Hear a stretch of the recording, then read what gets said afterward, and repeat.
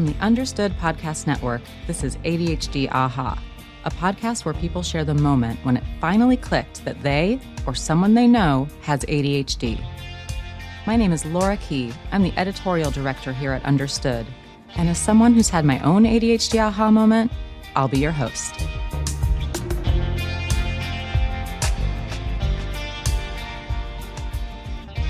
I'm here today with freelance writer and editor Ariel Fisher. Ariel has ADHD, and she's written for a number of online film and television publications, including a piece that she wrote last year for Slash Film called Everything Everywhere All at Once, or How I Stopped Fighting and Learned to Love My Brain. Welcome, Ariel. Thanks for being here. Thank you very much for having me. I'm so excited to have you here. I'm not going to lie, I'm a little bit nervous, not because of you, but because this is a different approach for us on ADHD Aha. This is a bonus episode. We are going to be talking about Everything Everywhere All at Once. I am not a film critic. I know that you are, but I am not. And we are going to be centering this episode around that film, which won huge at the Oscars recently, took home 7 statues, including Best Picture. And if you will allow me a little bit more preamble, Ariel, before we jump in. Absolutely. I just want to ground the audience in what we're going to be talking about today. So I'm hoping to go over 3 things, the third one being the most important because it's about you, Ariel. But the first thing I want to chat about is how creating the movie Everything Everywhere All at Once was an aha moment for one of the directors of the film, Daniel Kwan. So we'll chat about that. I want to talk about how the movie portrays ADHD, whether that's intentional or not, and also how the movie itself can kind of feel like the inside of an ADHD brain and how people have reacted to that. And I think the third thing I want to get to is your story and the parallels that you see between the film and your experience with ADHD. So I'm most excited to talk about that. The first thing I want to chat with you about is, when you saw this film, did you know that creating the film was an ADHD aha moment for Daniel Kwan? For the most part, I was hearing about it as this look at intergenerational trauma and how families pass that down and how much pressure there can be, specifically in Chinese families. Like, obviously, that was the focus of this. But then my coworker, Hannah, she brought up that it felt like ADHD. And I was like, oh, okay, I'm sold. And I mean, I was already intrigued, but now I was like, okay, I have to go and see this. I have to see what's going on with this. And yeah, and to your point, this movie is about so many things. I mean, hence the title, and especially what you just very articulately summed up there. The ADHD is, I don't want to imply that this movie is all about ADHD and that was their only intention in creating this film. But I do want to read the quote from an article on Salon.com that kind of took my breath away. The author of the article was asking the directors, Daniel Kwan and Daniel Scheinert, aka the Daniels, if ADHD was an influence on the film. And Daniel Kwan replied and said that as they were making the film, they were aware of the ADHD connection. So he started researching it. And this was his quote to the writer of that article. I stayed up until like 4 a.m, just reading everything I could find out about it being ADHD, just crying, just realizing that, oh my God, I think I have ADHD. So this movie is the reason why I got diagnosed. So I freaked out when I read that because that's an aha moment. And this is a show called ADHD Aha. I mean, what do you think about that? So I remember hearing about that and hearing about this interview where he talked about the connection to ADHD. And it struck me so much. Like I genuinely wasn't really prepared, but I was also very familiar with that sensation, that moment where your brain lights up and you go, oh, this is me. I have this. And I think it's fascinating that it started from a place of wanting to be respectful. Like they were like, well, what if your brain was everywhere all at once? And that kind of sounds like ADHD, and we should probably look into it to be respectful in order to portray it accurately and not like a stereotype. So starting with that as the main reason why they even started investigating it in the first place wound up giving them this really interesting foundation to make something that was legitimately good representation for invisible illnesses, ADHD specifically. Like that idea of doing something like that was never at the forefront of their minds, but because it was, because it was in the background of Daniel Kwan's mind, it became the forefront of the project. And when you watch, I'm I'm digressing, of course. I'm going off on a tangent. But when you look at the rest of their work and like their music videos and stuff, it kind of makes sense. You kind of go, oh, yeah, no, you definitely have ADHD. Yeah, for sure. Yeah. I think I remember reading about how Michelle Yeoh, who plays Evelyn, and she also won Best Actress, which is fabulous, that she is kind of almost like an avatar for some of these ADHD behaviors. Did you notice any of that? And do any come to mind for you? Oh, yeah. While watching the movie, it was actually really surreal. I only got diagnosed when I was about 33, and I'm 35 now. So watching it was like watching myself pre-diagnosis, watching her, like watching Michelle Yeoh's character, specifically watching Evelyn, was watching pre-diagnosis Ariel. What was interesting about that was watching Michelle Yeoh was kind of more this, she was more like my father. Like I saw more, the traits in her that I saw were the ADHD from an older generation that hasn't yet been diagnosed, that is resistant to it, that isn't really, that kind of dismisses it, or like, well, no, that's not me. And, you know, kind of like the line in the movie where she says, oh, no, that's, you know, I know who I am. You're young. Your brain is still changing. You're still figuring things out, but I know who I am. And that's, you can know who you are and have no clue at the same time. And that's what so much of that is. Like all of these depictions of ADHD became kind of these ineffable qualities of ADHD that I've kind of started to realize have been there my whole life.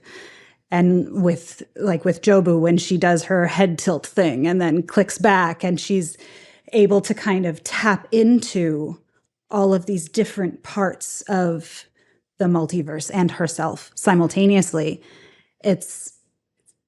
that just makes me think of every single time I've gone, oh, wait, I learned how to do that. Yeah, I can totally, you know, zero in on this specific thing, or, you know, access that part of my mind that has something that I learned or taught myself in a hyperfixation moment like 10 years ago before I knew what hyperfixation was. And like it all kind of comes together in this really beautiful, chaotic, confusing fusion of knowledge, experience, everything. And Michelle Yeoh kind of has that moment, which also kind of translates in the same way. Michelle Yeoh is kind of that really interesting fusion between the hope of a younger generation getting diagnosed and kind of realizing that it can be a superpower, and the disillusionment and denial of an older generation thinking there's nothing that can be done about it. Just ignore it. Oh, it's not that bad. Oh, it's not this. Oh, it's not that, whatever. I love the Jobu head tilt that you mentioned. I hadn't thought about it that way. And that was a really interesting way of putting it.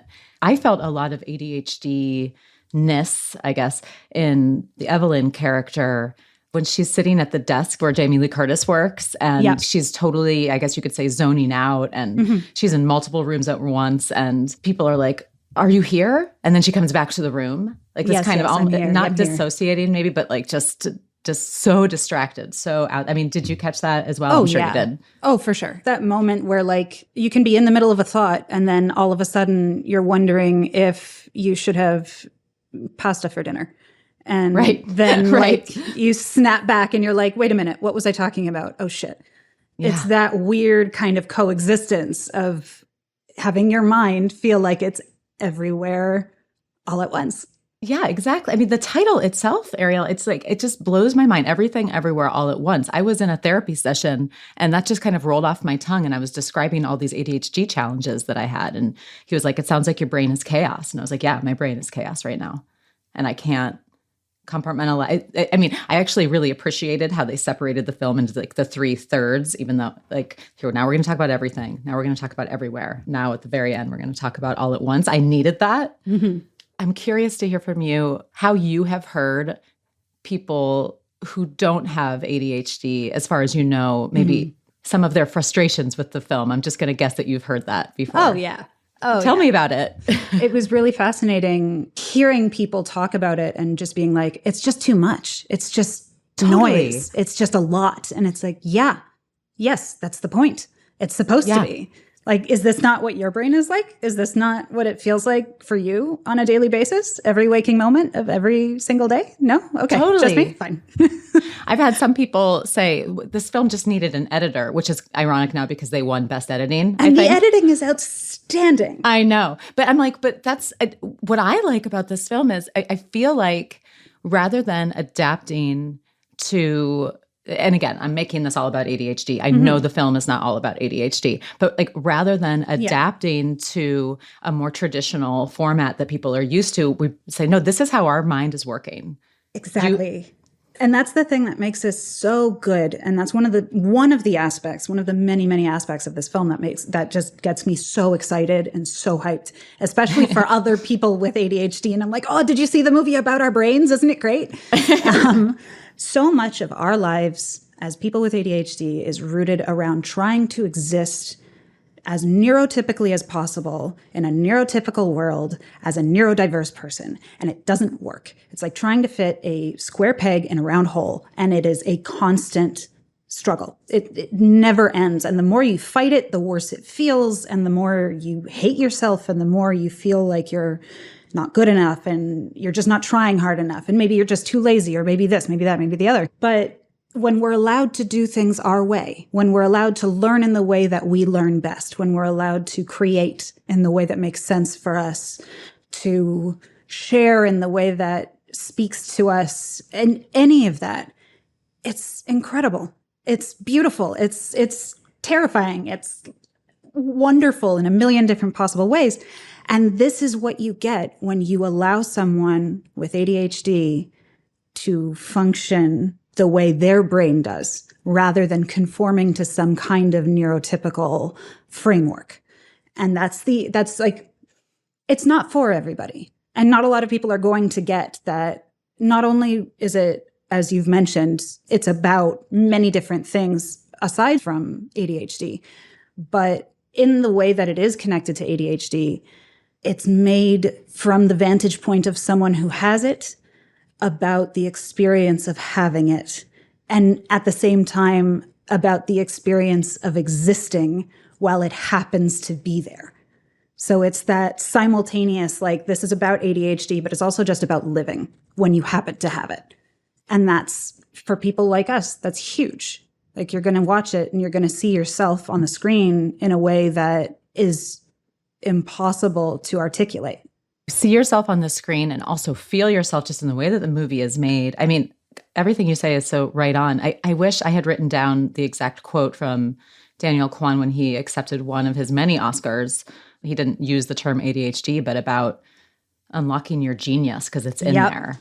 Do you remember? I don't remember exactly what the quote was, but I remember that. Oh my God, I cried so much during the Oscars. I was so happy for everybody. And then when Daniel Kwan was giving his various acceptance speeches, so much of it was, if you know, you know. And you could hear the ADHD parts in it of like, you know, unlocking your genius and tapping into the part of yourself that just kind of makes you feel free and capable, instead of feeling trapped and forced into conformity and forced into something that's not you. Daniel Kwan, if you're listening, I want you to come on this show. I want you to tell me all about your ADHD aha moment, because we have a space here for you. I know that you're very famous now, but come and visit, please. He's also very much not about, like, at least just based on the way he has been going through the Oscars season and everything. He doesn't believe his own hype, which is appropriately very ADHD, because none of us believe our own hype or think there is hype to be had. Oh, so. I hope for his sake. I mean, I'm sure it's humility. I hope it's not imposter syndrome, because that's, a common issue for people with ADHD. Yeah, it probably is, but it's probably also humility. It's that weird combination where you kind of have to, work it out in therapy and figure out which is which, right. But it's everything everywhere all at once. Appropriately. If 7 Oscars can't prove that you shouldn't have imposter syndrome, then we're really in trouble.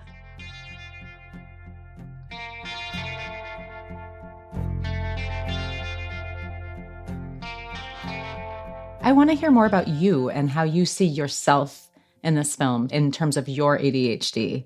The best way that I can articulate my experience with this movie is that watching it felt like the experience of getting assessed, getting my diagnosis, and starting medication.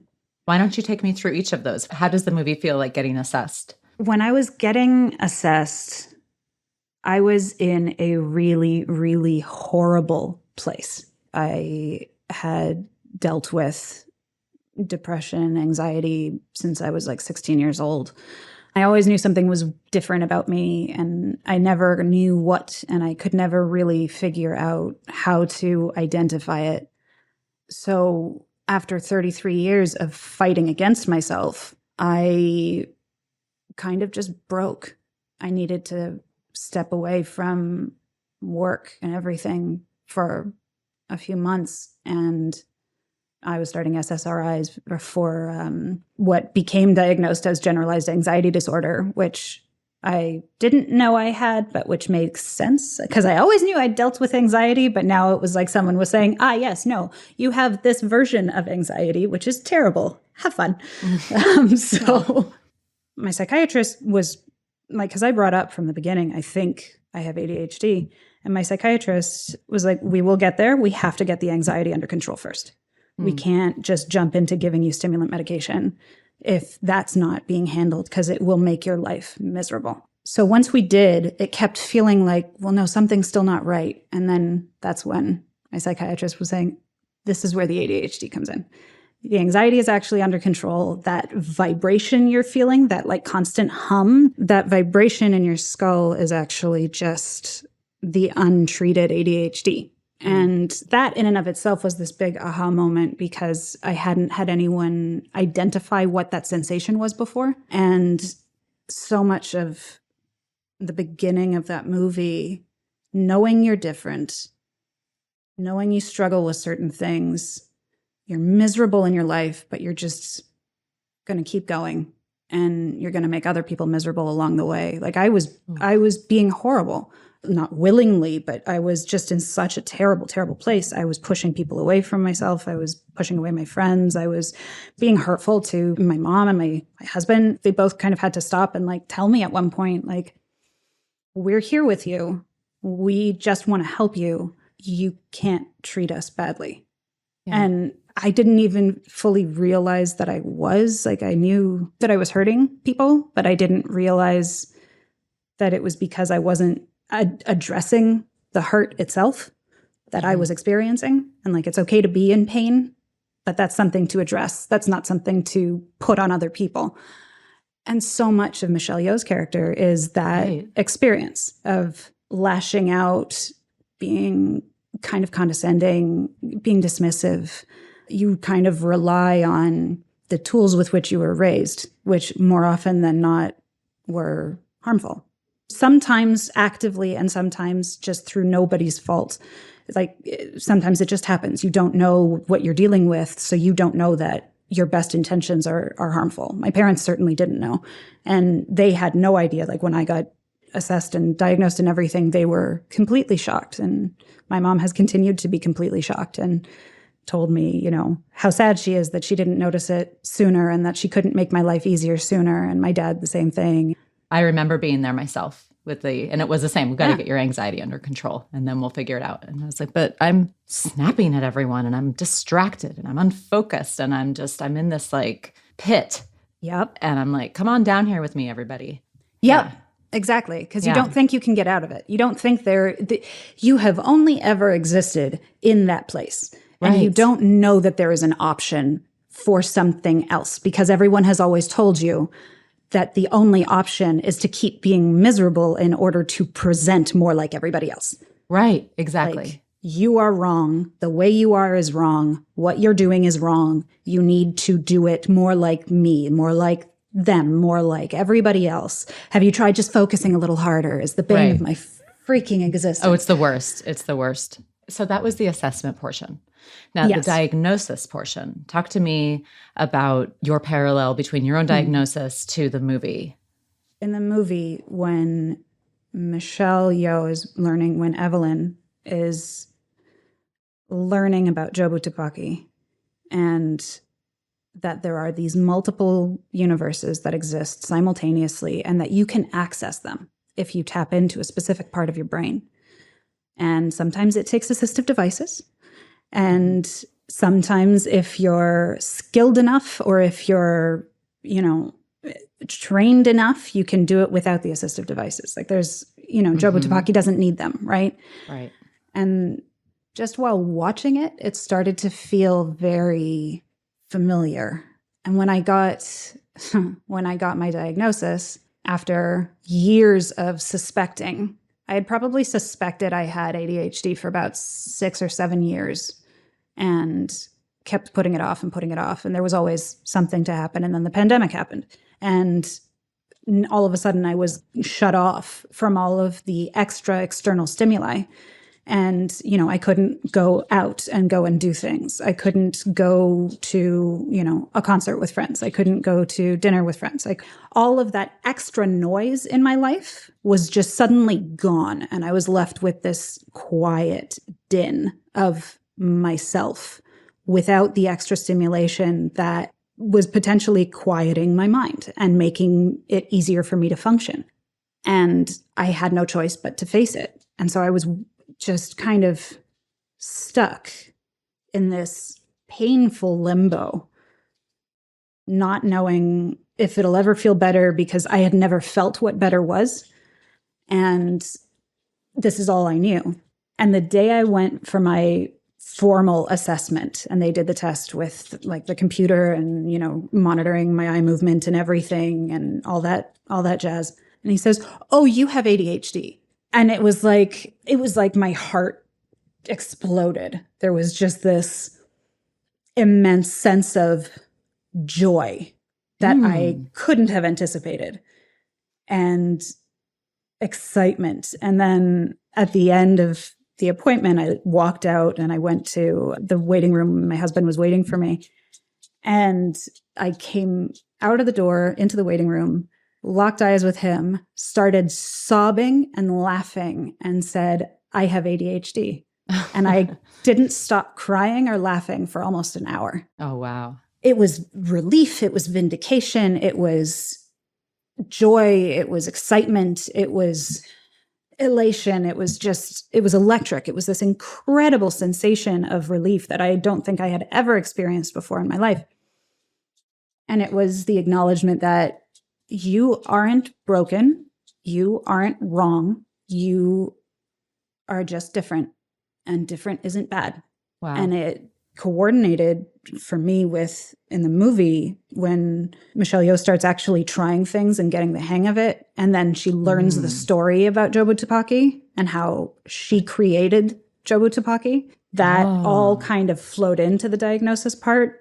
The fact that she created Joba Tupaki, like, how does that relate? Tell me more about that. And that one's a big one, because with that elation, and I'm assuming this happens for most people who are diagnosed late in life, I was filled with an immense amount of grief and sadness, which is also, what Evelyn's character experiences in the film, is this kind of wistful, what might have been. Everything that could have been, right? Her life as a famous as actor, a movie star, as a singer, as all these different things. My experience of that was so profoundly painful. And it completely shifted. And this is going to sound really overdramatic. It completely shifted the axis of my entire world. I kind of sunk into a pit for a couple of weeks where all I could think about was all of the things that now made sense about my life and all of the things that I probably could have done if I didn't have this, or if I had been diagnosed when I was younger, if I had gotten the help I needed and been given the space to exist, rather than being told that I'm too much, I'm too loud, I'm too emotional, all of these things. And even just being able to learn more about my body. Like, I didn't know how badly ADHD can impact your menstrual cycle, for example. Right. And vice versa. And learning that as an adult and being like, oh my God, the reason why I react that's why? Holy hell. Yeah. So many things just click, right? Everything clicks. And with the clicking comes that acknowledgement of what could have been. And also the acknowledgement of like what you could have had, what you could have been, where you could have gone, how much easier things could have been, but also who you might have been. Like, are you living the life that you were supposed to live, or are you living someone else's life because you were too afraid to pursue what you really wanted? Or what you really needed. Yeah. And like the acknowledgement also of this idea that, you know, it comes from somewhere. It's not coming from nowhere. And I inherited this. And this is where the generational trauma stuff comes into effect too, is with the diagnosis comes the acknowledgement that this came from somewhere. Right. And it came from somewhere that did not want to acknowledge mental illness. And I'm like 99.9% certain that it came from my dad. And he has never looked into it because his parents didn't really talk about that stuff. There was nothing wrong with you. You were fine. You were just very eager or very focused. And especially because he was a boy, you know, when he'd hyper focus on something, it was, you would nurture that. You would nurture that kind of interest. Whereas my aunt, his older sister, got the complete opposite treatment and was raised to be little more than a trophy wife. And that really impacted even her mental health that they never then acknowledged. And that became kind of a family tradition.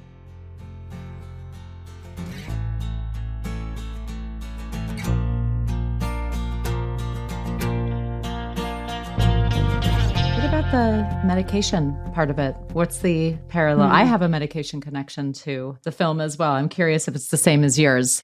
The medication connection is a little, it's more of a feeling. When they're talking about what happened to Joba Tupaki and you see that she was just subjected to all of this stuff, which created her essentially, is kind of what I draw as a parallel or as an allegory for when you're being given the genetic stew that makes you the way that you are. And, you know, you're being given that genetic makeup from the parent that had it or the parents who had it. And when Michelle Yeoh then starts to really tap into accessing these different places and realizing that she kind of has control over it, the medication comes in when Evelyn's husband in the film, Waymond, who is played by Ke Huy Quan, who won Best Supporting Actor and deserved it because he was heartbreaking and devastating and wonderful. She was in so much pain before she was able to find out how to exist as herself. She was so hurt and scared and angry that she literally stabbed her husband. She picks up a broken shard of glass and actually stabs him with it. And thankfully, not mortally, but but she stabs him, and that's plenty. Right. And then he leads with love. And he talks about how I know that you're all scared right now and nothing makes sense, but we just have to be kind. Oh, it's okay. And oh yeah, no, I'm an exceptionally comfortable crier. Okay. That reminds you of medication, the speech? The speech and the way it comes across, the way it kind of gives her this moment of clarity. And she can help herself and she can help her daughter. And the the googly eye on the third eye. Yeah, exactly. Is kind of, it's very literal in its metaphor. Right. Because it's tapping into that new thing. That new ability, that new harnessing. And when I started taking medication for my ADHD, the first day that I tried it was such an overwhelming experience. My brain was quiet for the first time in my life. And I didn't know that that's what it could feel like. I didn't know that it could be quiet or still. My God, I know. It's so powerful, right? It's so overwhelming. And sensations felt different. Like everything, because I guess I was working so hard to try and focus. And that energy wasn't going into that. Like petting my dog, his fur felt softer. My husband holding my hand felt gentler. just sitting in silence felt comfortable. And I had never experienced that before. I was able to be still and everything made sense. And that moment in the film is what that felt like to me. Wow. It was this stillness, this calm, this balance. Wow. Ariel, I relate to that so much. I remember it's not a feeling of feeling high. It's not a feeling of feeling low. Like if it's prescribed properly and you have ADHD, that's not what you should feel like, right? It just, you're like, oh, this is what normal people This feel? is what, yeah, I was trying to find a way around the word normal, but yeah, exactly. Is this what like neurotypical and normal people just, they don't have to fight their brain constantly, right? Yeah. Do you know what part reminded me the most of medication or just made me feel that way? Tell me. The rocks. Oh, yes. Yeah. When Evelyn and her daughter, played by Stephanie Hsu, are now, who's also Joba Tupaki, when they are now manifested as rocks in this other universe, in the multiverse, and it's quiet. Yep.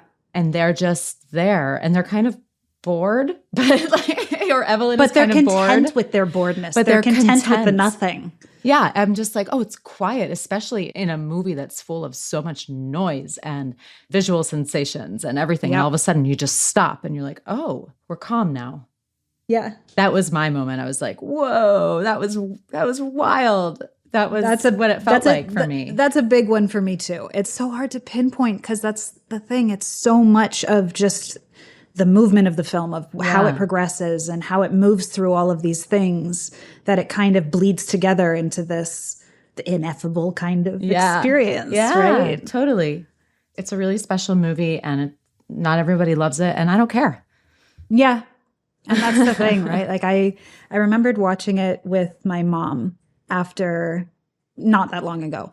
And all she could say, like, she liked it, but she was like, it's a lot. Right. And I said, it's the inside of my brain. Yeah, that's exactly what I said to my husband. And her jaw dropped. And she was like, is your head that loud and chaotic all the time? I was like, yep. That's the thing about this movie that is so important and why it's so incredible that something like this won Best Picture and is now canonized in such an official way. It puts on the screen an internal experience as kind of the ultimate form of representation for people with ADHD in a way that nothing else has.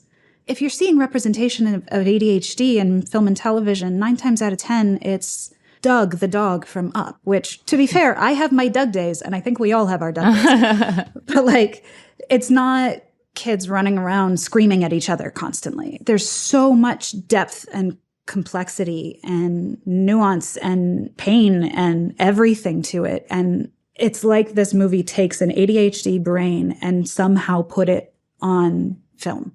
Yeah. I've never seen anything like that before. I've never seen anyone accomplish anything like that before. And now it exists. And now it's there for everyone. So future generations, like the idea, the excitement I feel when I think of young kids who will get to see that movie for the first time and be able to say, wait, that's what my brain feels like. Mm-hmm. It's incredible. It's so incredible and important. That is such a really good point that I hadn't thought of. The awareness that it builds for people who maybe don't know what this is like. So, Ariel, I'm so glad that you talked with me today about this. This has been everything and everywhere and all at once. I will include a link to the piece that you wrote in the show notes of this episode. I encourage everybody to check it out. I'll also include a link to the article from Salon that mentions Daniel Kwan's Aha Moment. Yeah, I'm just so grateful that you're here, and I feel you, and I see your little tears, and I feel my little tears, and thank you so much. Thank you for having me.